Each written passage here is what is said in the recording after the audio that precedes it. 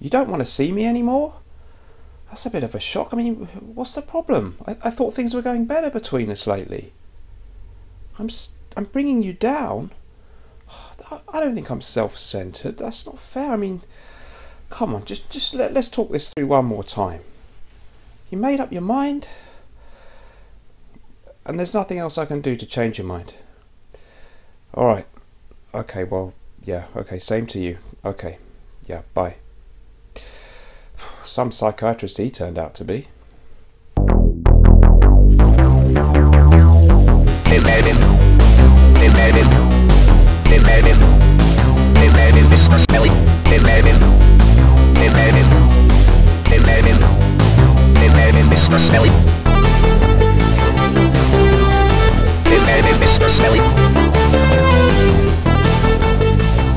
Hello everyone, welcome back to all of you in the Smelly Army. So today we're going to be having a look at my current top 5 discontinued or vintage fragrances in my collection. Really excited to get into this one. Before I do that, I'll just remind you that I have a new thing called the Smelly Army Private Members Club over on Patreon, where I give you an extra Mr. Smelly video every week for a fee of just $2 a month. It's been going really well so far. We've got quite a few members and there's loads of videos on there now that you can watch straight away if you join, including what I think about Jeremy fragrance. I did a questions and answers video on there, and the most recent one was the follow-up to my spring top 5 fragrances list. So if you want to join up, just follow the link in the description. Hope to see you in there. It's great fun. Let's get into today's topic then. Top 5 discontinued stroke vintage fragrances at the moment for me in my collection. So it's just the kind of recent ones that I've picked up.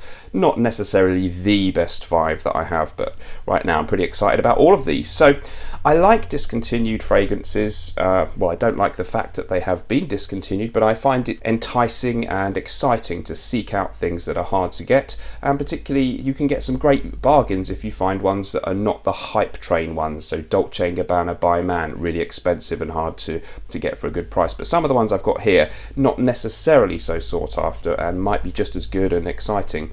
So it's a real fun thing to search for them, mostly on eBay. Sometimes I find them in pharmacists that sell fragrances here in the UK. So let's get stuck into it. No particular order. I like them all roughly equally. So the first one that I picked up not so long ago is Rochas Louis. A really highly acclaimed fragrance, and if you read reviews on Fragrantica and Base Notes, people are really lamenting the fact that you can't buy this one easily anymore. First released in 2003, the perfumer was Michel Almeyrac, and he was also the man behind Gucci Pour Homme No. 1, another discontinued gem that sadly I don't own. And this is a really, really lovely fragrance. The notes that I've written down here are lemon, neroli, cedar, patchouli, vanilla, amber, sycamore wood and bison grass. And I took those from Fragrantica and Base Notes and put them all in, all the ones I could find.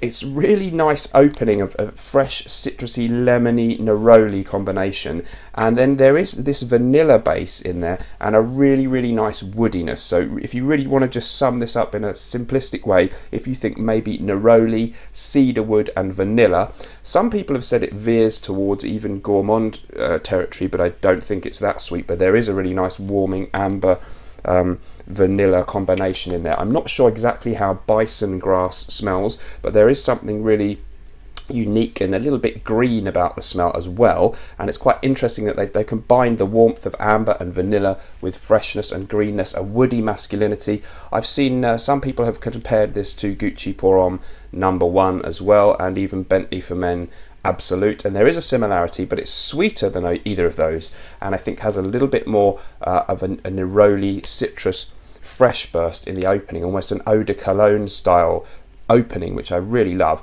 And then this really nice combination of masculine woods and a little bit of sweetness. It's really, really beautiful, balanced stuff. Lovely performance on this. I don't know why they discontinued it, but it's usually for commercial reasons. I like the bottle design too, and I picked that up for a not outrageous price. I think it was about £50 for a maybe slightly over half for 100ml bottle. So Rochas Louis, if you can find it, well worth sampling and justifiably quite highly talked about. And yeah, very much missed by people who used to wear it, I think, that one. Next up, another not so ancient release that you can't really buy easily anymore, and this is Viktor Rolf Antidote. So this one came out just in 2006. I'll give you some of the notes. We've got bergamot, grapefruit, mandarin, so quite citrusy in the opening, lavender, nutmeg, cinnamon, patchouli, tonka wood, sandalwood, vanilla iris and labdanum. There's tons going on in this fragrance. It's definitely fresh and invigorating. There's a lovely citrus element in the opening. I'm going to spray some actually because it's been a while since I smelled this, so let's do it. It sort of smells a bit synthetic at first, and it's hard to say exactly, is this a fresh fragrance? Is it sort of sweet? Is it spicy? Well, it's kind of all of those things, and the list actually of notes is longer than the ones I've told you. It's a bit of an everything but the kitchen sink list. But to summarise it, I get quite a lot of lavender, a little bit of a barbershop theme. It reminds me slightly of the original Dolce & Gabbana Pour Homme Italian version. And there's definitely a sweetness again with this one. So it's fresh, it's sweet at the same time. It's kind of got a little bit of a barbershop feel and a greenness and a sort of herbaceous, a very nice herbal green element to it. And it has a very good longevity and performance. I'm still getting to know this one, so if my description is a little bit attenuated and don't seem to have come to a final conclusion about how much I like this, I do love the bottle design, and I find it very, very pleasant. Hard to put in any one category. A good all-round fresh scent with a lot of spice as well, and a certain sort of woody, resinous depth underneath it. Very, very interesting fragrance, and let me know what you think about that one. I'm going to spend more time with it, maybe do a full review or something. I love the bottle design with that kind of melted wax thing, and again, sadly discontinued. I think it was not available, then it came back, but I don't think you can buy it anymore unless you find it on eBay. So Antidote, Viktor and Rolf, fresh, spicy, a little bit of a barbershop feel, very, very interesting and nice fragrance. Different. You don't smell too many things on the shelves that make me go to the extent that that does when I'm smelling new releases. So good stuff indeed, sadly no longer produced. Next one then, going back in time to 1966, and I picked up a bottle of vintage Aramis. And as we can see there, it's Eau de Cologne Aramis. So that would now be an Eau de Toilette. I do have the modern version, which is really good too. And I think we can see that it's a kind of pre-barcode issue there, which puts it perhaps pre-1990, 91-ish, I think, when stuff started to always have barcodes on it. Let's have a look at the bottle. It's a splash then. And Aramis, of course, a real manly classic, first made in the 1960s. Just simple design, but very nice. Let's put a tiny bit on my hand like that and do that. And it's held up very well for an old bottle. You get this nice green citrus freshness in the opening. To define this fragrance, to describe it, it's leathery and spicy and woody. Definitely an old school kind of leathery vibe. If you like things like Givenchy Gentleman from the 70s, there's some similarities with that. Some people compare it a little bit to things like Koros from Yves Saint Laurent. It's got that kind of musky, masculine testosterone feel, but it's also got a real complex kind of freshness, some florals in there, a real French style perfume that does have elements of kind of dandified, fresh, dainty, even almost, could be unisex. Some women talk about this one and like wearing it. It's got florals and things in it, but it's also very leathery and heavy in the base. So a real old school smell. Definitely you have to be into your old school fragrances. I haven't really got into how different this is to the modern formulation. Clearly the formula will have changed, but this old cologne has really stood up well the couple of times that I've worn it. So very old school, leathery, spicy. You've got bergamot, artemisia, cinnamon, gardenia, pelargonium, vetiver, sandalwood, leather, oak moss and ambers. It's got that old oak moss feel, leatheriness, heavy, masculine, a certain freshness and a real complex character actually. A lot of these heavy Koros type fragrances, they're not just heavy and masculine, they have quite interesting dainty floral notes and all kinds of things that we normally overlook when we're trying to summarize them. So complex, brilliant French perfumery from the hand of perfumer Bernard Chant in 1966, and really happy to have that with the lovely old style bottle and box there. Aramis, let me know if any fans of that one are watching. Now moving on then, we've got two left, and this I was really pleased to pick this one up recently, and this is Egoist Platinum from the house of Chanel. So of course this is now called Platinum Egoist, and if you have one that is entitled on the box Egoist Platinum, that's the old one. I guess the formula is going to have changed a bit since it was first released in 1993. I'm not sure when my box dates from. It does have a barcode. I think it wasn't that long ago that they changed the name, so it doesn't have to be terribly old, but I think the formula has changed, and some people say it used to be a lot better. It's the kind of fragrance I really like. I'll tell you some of the notes first then. So we've got rosemary, lavender, neroli, petitgrain, galbanum, clary sage, jasmine, geranium. There's amber, sandalwood, oak moss, vetiver and cedar. Jacques Polge was the perfumer for this one, the main man back then at Chanel, and it came out in 1993 as a flanker to Egoist, but it doesn't really smell anything like normal Egoist. It's a completely different fragrance really. The performance on this vintage bottle has been stellar so far. Lasts really well, and you have to be a little bit careful. You're a little bit obnoxious, I feel, in your projection sometimes if you spray a lot of this one. Words that have been used to describe it: cold and metallic, fresh, floral, and a lot of people say it's a barbershop style fragrance. It certainly has similarities with Maison Martin Margiela's At the Barbers, which came along much later, and also Le Barbier de Tangier from MDCI, a more recent niche release, is very similar to this. It's got the definitely this dihydro or dihydromercenol note that's also in Cool Water and Green Irish Tweed. You can really recognise that, but it's less green and grassy than Green Irish Tweed, a little bit more floral, and there's this sort of synthetic, people say metallic, that's sort of metallic soapy feel about it, not in a bad way.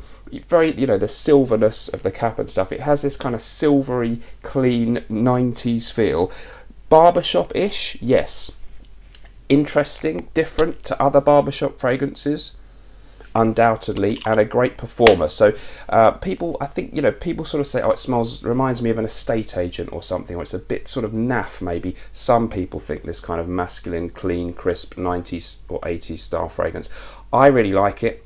I reach for it a little bit in the same mood with things like Green Irish Tweed, and it does have this crisp, clean, barbershop, cold, crisp, metallic feel that I really enjoy. So I've really come around to that one, having not thought that it was one of my favourites. This vintage one maybe just has a little bit more magic than the modern formula.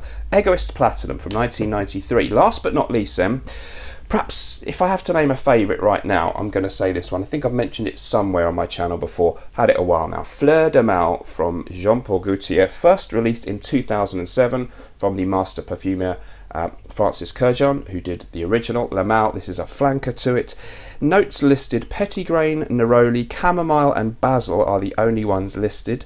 It has similarities to La Mal, but it's not very similar, but it's got something of that. There's a DNA there, I think, that they do share, but there's a lot of other stuff in here. It's very musky actually, and some people say that there's an indolic quality to it. So there are some florals, and things like jasmine can have an indolic quality where a floral becomes almost a little bit animalic and gnarly, and this one even reminds me in a slight way of things like Kouros from Yves Saint Laurent. It has this slightly musky testosterone undertone contrasted with a real freshness and a sort of white floral. I kind of pick up on a jasmine note that's not listed, but a sort of white floral flower petal feel with a kind of musky gnarliness underneath it, and a certain sweetness, a sort of powdery vanilla feel as well. It's really potent, strong fragrance. Some people actually compare this to Reflection Man, which is by Amouage. Mostly people compare that to the original La Mal, but if you think this one crossed with La Mal, it's getting towards what Reflection Man smells like a bit, but this is more potent than Reflection Man, and I think I probably prefer it. It's a real beast. Watch out, it's musky, it's floral, it's got freshness combined with something intangible, something La Mal-esque, a little bit of a barbershop feel, and a really potent fragrance. So great performance, really unique and different smell. I also like the La Cologne flanker to it, which is a little bit more airy and light. This one quite heavy, probably actually weirdly with the bottle and everything you sort of think of a spring day or something, but it actually kind of stands up in colder weather could be a bit oppressive actually in warmer weather, I think, this one, because it's very, very potent in the air. Almost cloying, some people might say. Not everyone will like this. A bit of a Marmite fragrance. You're either going to love it or hate it. I'm in the love camp. Good stuff. Le Mal, sadly discontinued, Fleur de Mal rather, and you know, it only came out in 2007, so it didn't get a very long run before they stopped making it. Let me know what you think of these current top 5 discontinued stroke vintage fragrances. Some of them you can't get anymore. In some cases I've just got the vintage formula. Which ones should I be talking about that I've not mentioned on my channel? Let me know in the comments below, and don't forget, if you're interested, to join up to the private members club for an extra video every week. Links in the description. Thanks very much for joining me. Remember, whatever you're doing in life, let's project. See you in the next video. Bye bye.